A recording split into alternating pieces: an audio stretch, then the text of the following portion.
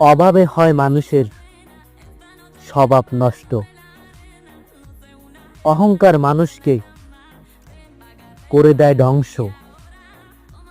হিংসার সমালোচনা করা মানুষের নিত্য স্বভাব। গীবাত মানুষের এটা একটা অনবরত কাজ। সবকিছু জানা সত্ত্বেও এগুলোতেই থাকে মানুষ বেশি ব্যস্ত। কথায় আছে, অতি লোভের মানুষের হয় তাঁতি নষ্ট। অভাবে হয় মানুষের স্বভাব নষ্ট। অহংকার মানুষকে করে দেয় ধ্বংস। হিংসার সমালোচনা করা মানুষের নিত্য স্বভাব। গীবাত মানুষের এটা একটা অনবরত কাজ। সবকিছু জানা সত্ত্বেও